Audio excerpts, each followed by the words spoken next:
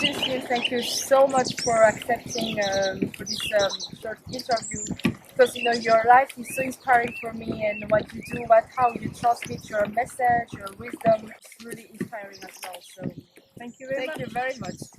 Thank you. With pleasure.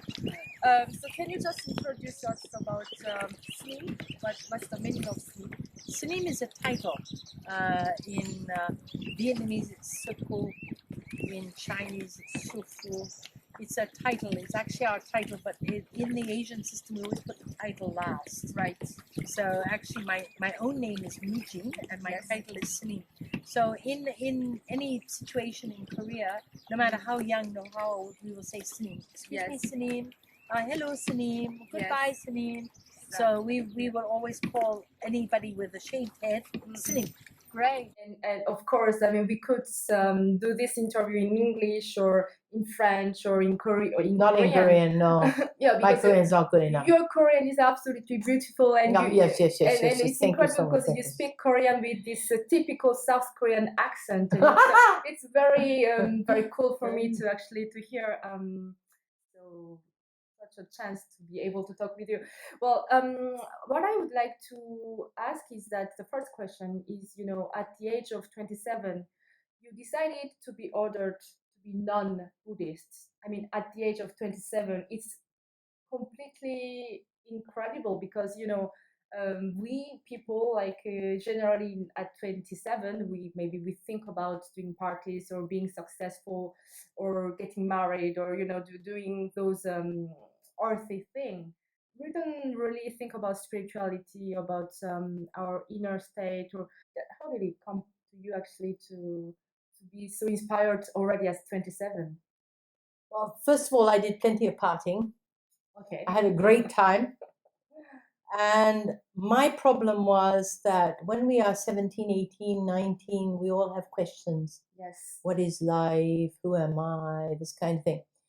But I found myself 25, I still had the same questions, and all my friends had no more questions. Oh, yeah.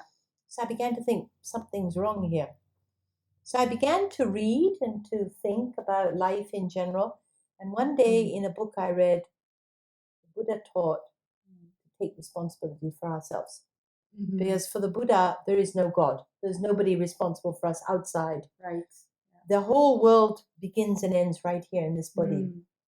And for me, this was such a liberation because I thought, to me, this is a wonderful idea. I'm in charge. If I make a mistake, I have to accept the consequences. If I do something good, I joyfully accept the consequences. So to me, this was an integral and important part of growing up, of maturity. And the whole process of maturity to me was fascinating. I like taking responsibility. Right. So this was one of the main reasons. And then, of course, it always depends on who we meet. And I was in Singapore and I met various people. And one of them said to me, after 2 years there, I was teaching and going to the temple every day. Why didn't you go and ordain in Sri Lanka? So I did. Mm-hmm. Wow. And my teacher was a most amazing man, absolutely amazing man. He spoke very beautiful English. And he died at the age of 104. Oh. And he was a very extraordinary person who was very open.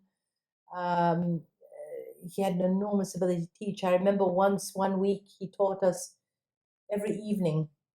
And every day, the next day, he would take up where he stopped the day before and he'd continue with his teaching. It was wonderful. I had a wonderful opportunity. Wow. Yes. Very impressive because, you are half Canadian and half Russian, right? No. My origin is Russian. My grandfather was Russian. Oh, right. Okay. But I'm actually half English and half Canadian, roughly. And now I'm Swiss. Okay. So you're very international, actually, Very. and you just speak so beautifully Korean, and you, Oh. yeah, it's just so usually it's Chinese Buddhism or Indian or Tibetan, you know. And why did you choose specifically Korean Buddhism? Actually, to be honest with you, what I was really interested in, I was in Sri Lanka, and my teacher in Sri Lanka, Ananda Maitreya Naika Hamdro, was a professor of Mahayana Buddhism. Buddhism is divided in two schools, Theravada and Mahayana. Theravada is the school which dominates Sri Lanka, Burma, Thailand. Mahayana Buddhism is more Chinese, Japan, Korea, and so on. He was a professor of that, and I had always been fascinated by the Chinese texts. Okay. I was fascinated by this Zen idea, this incomprehensible, paradoxical text where the mind just flies away. Yes. And actually, my aim was to go to China. Uh-huh. But I met a monk in Sri Lanka, and he said, we need people like you in Korea. So I thought, I'll go to Korea for a while on my way to China. Yes. But I got stuck. Oh. Probably because of my wonderful teacher up there on the wall, who was also a wonderful, wonderful person. And my family, and I'm from Suk Nam Sa, which is near Busan, near Onyang. Yes. And my temple is very wonderful. My Sahyong, my older sisters, we actually call older brothers, yes, because we don't want to make any distinction, mm-hmm. are really wonderful people. And so I was very lucky to be with them and to learn from them. So you know that I'm a musician, I'm a pianist. Of and, course. I have wonderful. Thank you Yes. very much. Yeah, I love to watch. I've watched all of the videos on YouTube. Thank you. Yeah. Can meditation influence a musician? Definitely. But meditation is a very huge word. Yeah. When we say the word meditation, we are thinking people sitting bolt upright on a cushion. But this is not necessarily meditation. Meditation is many things. Yes. Many things. My understanding, which is only my understanding, and many people will disagree, is primarily being able to concentrate on what's at hand, on being aware. Right. And we have many beautiful expressions, being aware of awareness. So when you say that you become the observer of your playing, yes, we become the observer of no, we become in tune with observer. No, observer means something passive. We are more involved than observer, but we are not activating. Yes. So when meditate, the ability to meditate means that I can stay with what's happening with the moment. Yes. And my mind isn't going into the past, the future, isn't wondering, isn't, as you say in Korean, writing a novel. It's I am just here doing what I'm doing. And your sort of level of piano playing, I am sure that you are very often in that state, because there's no way that you could go through those long concerts playing perfectly if you're not totally in tune with what you're doing. So that is a similar state. But to me, what is more important than what is meditation or how we do it, all these things, what's much more important is what for, what's the aim. And we notice a very, in some ways, incomprehensible, strange thing that happens with meditation, with the ability to be present. I become more aware of myself, and I become more aware of others, so that my ability to live improves. Right. For me, this is one of the main aims, because before we were talking about various people. Before, I wasn't aware that I was nasty to you. I was mean. I was selfish. I wasn't aware. But as I begin to meditate, I begin to see myself more clearly, which is sometimes quite hard, because I have to realize this is not quite the right way to behave. But as I begin to see myself, I begin to see you better. And I begin to be able to correct myself. And for me, one of the main aims of Buddhism is to become a genuine, real human being. A human being is a person who is compassionate, who has empathy, who is wise, who is able to manage their life well. Right. A loaded word, but we can go into that another time. So in order to acquire that ability, I need to do chanting or reading sutras or copying sutras. Now very fashionable in Korea, again, copying sutras, or meditating. In fact, the Buddha never said meditation is the only one. There are many different ways of practicing. Of course. And we often teach people to start, if they want to start meditating, if they want to start becoming aware of awareness, they can start with simple things like washing dishes. Just a repetitive act in your life where every time your mind goes off, you bring it back again. Every time your mind goes off, you bring it back again. So that you are just present. Yes. And when I do that, then a very strange thing happens. The emotions, I have emotions. I'm an emotional person, as we all are. The emotions come and go and come and go. And I no longer have the problem of suffering so much from those emotions. Of course, the happy ones are no problem. Yeah. The sad ones, the anger, the jealousy, all those bad emotions which we all have. Yes. All the bad thinking, all the wish for revenge, of ill will, all that I become aware of. Yes. And as I become aware of it, I become able to change it slowly, very slowly, unfortunately, very slowly. But that awareness is important. Otherwise, I do not know who I am.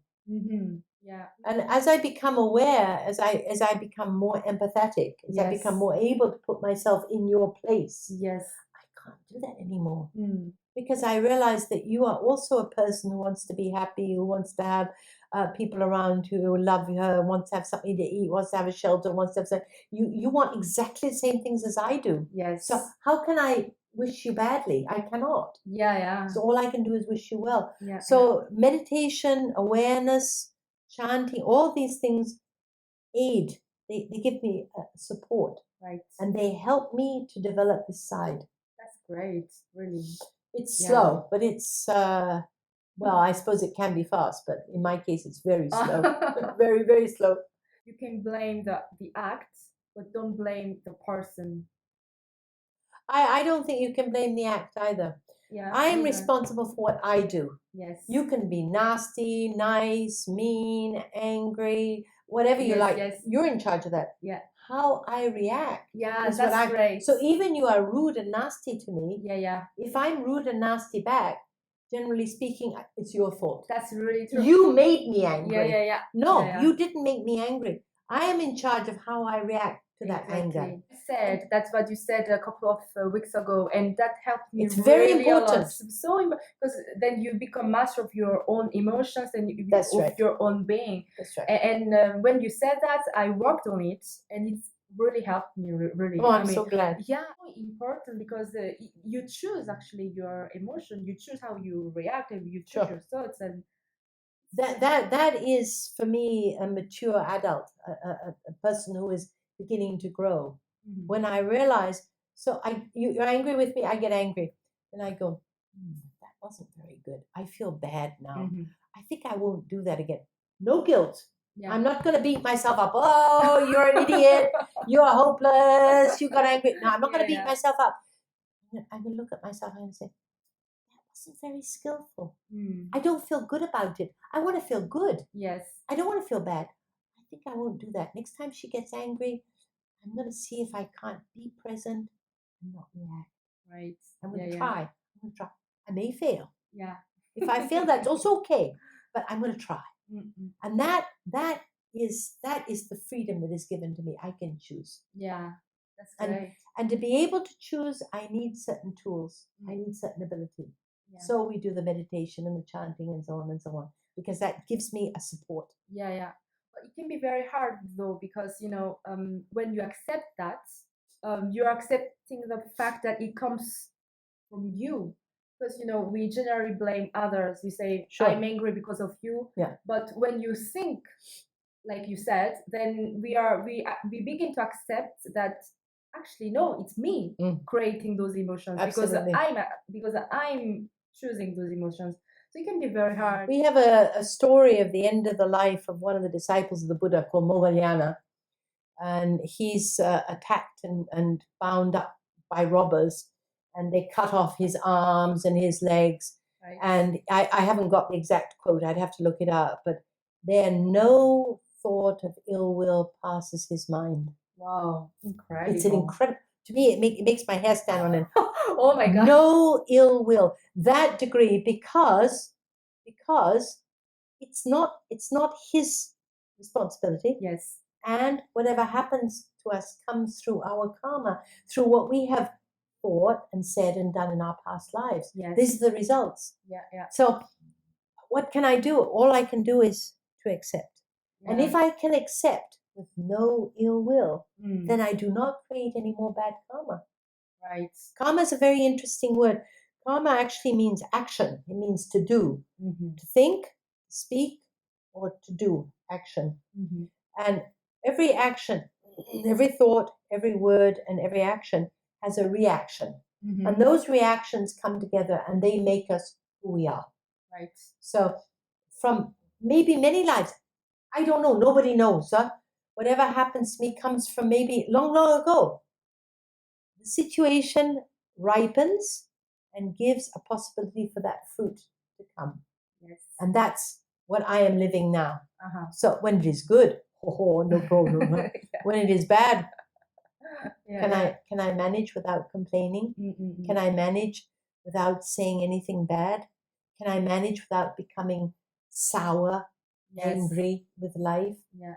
So this is my challenge in life, to accept everything that comes to me. Really accept in my gut, not just, oh yes, I must accept it. No. I mean, really in my gut, really accept it and to deal with it. Buddhism is not passive, it's active. I must deal with it. I'm not just, oh, I'm sick, okay. Oh, it's my karma. No. I have to do something about it. But I do something about it with a positive mind. Right. Buddhism is actually very positive. It's very inspiring when you said that even the act of washing dishes, it can be also practice. It's a great practice. I really realized that the act of practicing piano can be really a spiritual practice as well. Yes. What do you think? Oh, I'm sure. I don't know about the piano because I don't, but I know from the chanting, a little bit of chanting that I do. Yes. If I think of something else, I lose it. And it's very embarrassing. Many years ago, our group here in Switzerland, we had a young boy. He must have been about 3 or 4. And I lost my way in the chanting, and there was a moment of silence. And during that silence, he went, everybody laughed. But I'm sure with piano, it's the same thing. If you do allow your mind to go off, you lose where you are. Yeah, absolutely. So you have to be. It's not really concentration. If you're too concentrated, also doesn't work, because then you're the centipede. Exactly. You know the story of the centipede. Yeah.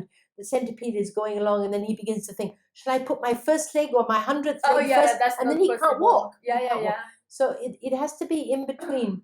It's the tradition of the Asian arts, where it's practiced and practiced until it becomes spontaneous. Yes. And that spontaneity must be done in a state of empty-mindedness. You cannot be thinking of something else. The spontaneity will not work. Right. So you repeat and repeat the paintings that we have and all this. These artists have practiced and practiced and practiced. And then eventually they can just draw. But they have to draw in a certain state of mind. Otherwise, it doesn't come out right. Right. Yeah. All religions teach us to be less selfish, to be more considerate of others, not to fight, to be more generous. And so all religions teach those things in different ways. Yeah. And some better than others. The similarity in religions is enormous. And to me, there are different religions because we are different people. Yes. I need to be responsible for myself. I need to have the example of the Buddha, the teachings of the Buddha. This is what's important for me. It's not important for somebody else. Yeah. And I'm very happy that other people have different ideas. I think that makes life beautiful. Of course. Really think that if Buddha and Jesus, if they have met together, I'm really sure that they would become very good friends. I mean, they would not say, "Oh, you are thinking is wrong," or "You're thinking." Of course, they would be just very good friends anyway. So, of course, but then on their level, you see, they didn't need to think of the business of religion. The business of religion is important. Running these institutions, keeping all the people who are working for the institutions running. We have to think also of the business side. And that's one of the reasons I think that many people say their religion is the best. Others, of course, there is the fanaticism of believing that what I believe in is right and what you believe in is wrong. But this is not a way to peace and happiness in the world. I mean, I'm sure that Muhammad would not be happy with that, or Buddha would not be happy with that, or Jesus. I mean, none of them. Muslims are. I grew up in Baghdad and I lived in Morocco, and Muslims are kind, generous, warm, friendly, hospitable people. I am so sorry that there's so much problem with a tiny, tiny part of Islam today, just a tiny part. Yeah. Majority of them are also angry about those people misbehaving. Yeah. Because they are not keeping to the letter of the religion at all. No. And very often I'm afraid to say that there are vested interests. There are people who are leading them that way for their own gain, and that's a shame. I guess that it exists in every religion. I mean, it's not. I think in most, yes. I mean, we don't have many fanatical Buddhists, but we have had. Yeah, Buddhist fanatic is. Well, we have had. Yeah. Okay. Speaking about being genuine, sharing. Well, you know, your life is so inspiring because, of course, you have so many foundations and you help. Only one. Only one. Yes, only one foundation. Oh, but you have so many activities going on. We're doing a lot of activities, right? Yes, because the foundation's doing very well. Yes, you're helping children. You're helping children, old people, all kinds of things we're doing this year. And you're doing also in Switzerland, in Korea. We're doing a little bit in Switzerland, quite a bit in Korea. We're helping one nursing home called Mitasa in Korea, where last year we bought them various machines because they were mopping the 100-meter corridors by hand. So we bought them some cleaning machines on. They have 100 people staying there, mostly bedridden. Right. But this year they really need beds. Their beds are 10 years old. They're broken. So we're buying them some new beds. Yes, in Korea we're doing that. Here in Switzerland, very small. I'm just helping one friend who deals with rehabilitation of schizophrenics. For the moment, that's all we're doing. Here in America, we're doing something with the homeless. But otherwise, most of our activities are in Asia. Right. Well, it is really a huge inspiration for me anyway. And I'm so happy that I can really share this through video and through... Thank you, John, for inviting me. It's very kind of you. Thank you so much, Mujin Sunim. Merci infiniment. Hein. Magnifique. Oui. Je vous ai posé trop de questions, ça va aller. C'était tellement intéressant. T'allumes juste et puis normalement c'est déjà. D'accord. J'ai des cheveux blancs. Hein. Ouais. Ah ouais. Qu'est-ce que tu fais avec les cheveux blancs? Tu es plein jeune. Moi, ma maman elle dit toujours qu'il ne faut pas les arracher parce qu'ils ont. Ouais, oui, c'est toujours comme ça. C'est le bidon. Voilà. C'est pour pas qu'on se fasse une histoire pour les cheveux blancs. Non. T'en as pas plein.